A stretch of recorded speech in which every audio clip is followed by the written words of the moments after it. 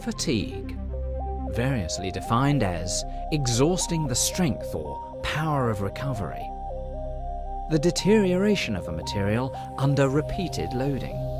And in the structural sense, the formation of a crack or cracks as a result of the repeated application of loads, each of which is insufficient by itself to cause normal static failure. Not one loading cycle, not 100 or a few thousand, but possibly millions and millions during the life of the structure. Examples exist throughout engineering.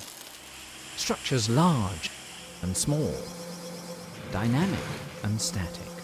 They all endure fatigue loading, and as such, have a fatigue life.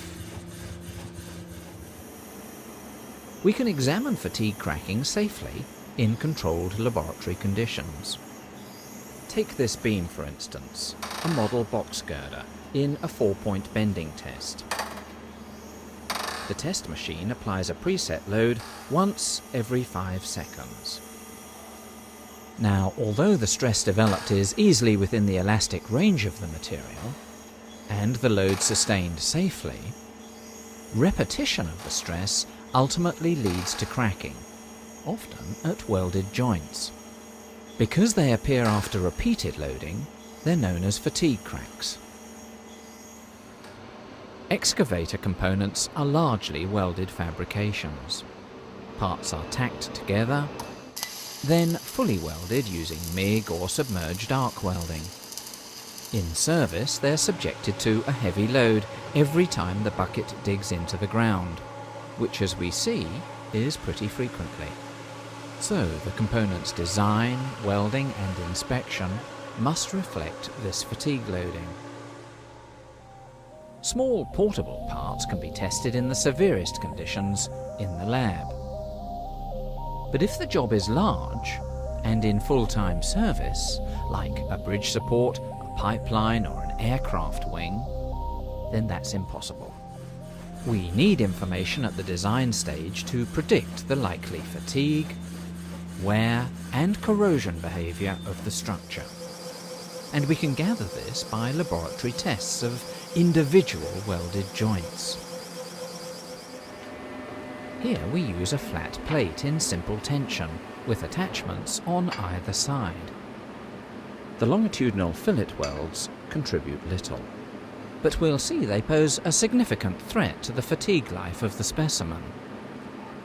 But first, a simple tensile test. Elastic deformation is followed by plastic deformation. Necking becomes evident and ductile rupture occurs at a load corresponding to the material's tensile strength. It leaves a characteristically irregular fracture surface.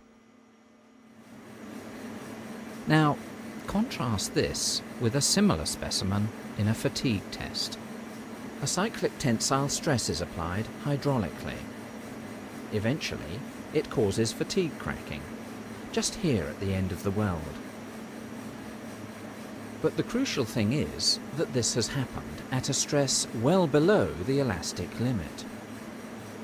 Here, fatigue cracking appears at the weld toe because of the local stress concentrations and also small weld imperfections. We can clearly watch a fatigue crack growing by testing this aluminium plate specimen in a fatigue test machine. By compressing time, we can speed up the view of crack growth.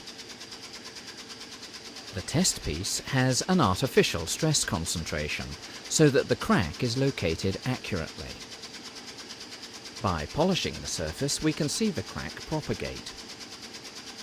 First 10 millimeters, then 30 millimeters, to final failure.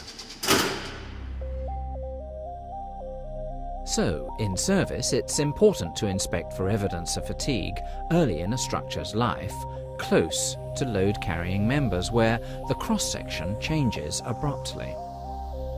Of course, rust, dirt or paint can make this site job a tough and onerous one. If it's not spotted, a crack will grow progressively until the remaining cross-section can no longer support the force applied, and rapid ductile or brittle fracture occurs. Fatigue crack surfaces have a distinct look about them, a smooth appearance around the point of initiation, and well-defined steps corresponding to the last few cycles just before fracture.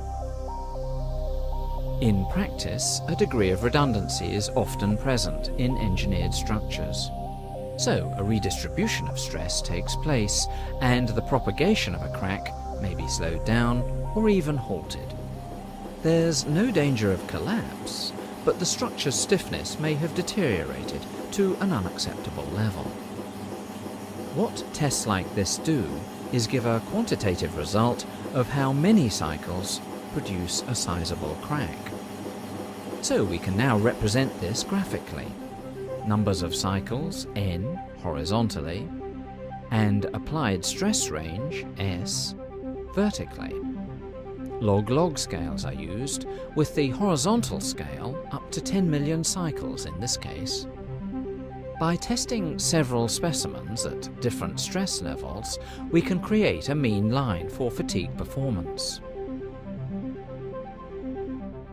The required life of the joint, expressed as a number of stress cycles, can be related to the allowable stress range for the particular joint. If the stress level is raised, a shorter life must be accepted, or, of course, the joint design changed. Different welded joint designs give different fatigue performances. The design of this lamppost, for instance, includes a stress concentrator, which has created an unpredictable fatigue behavior.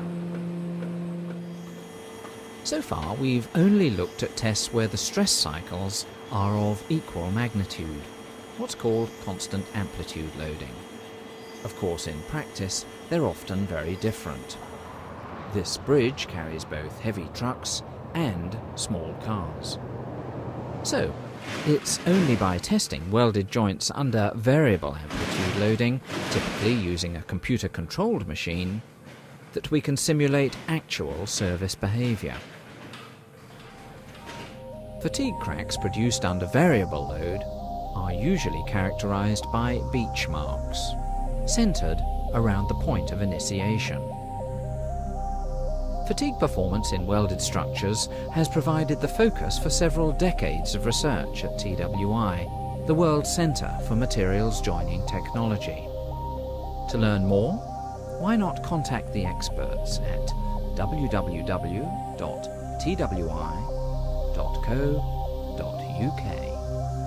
or why not call on 44 if you're outside the UK, 1 223 899 000.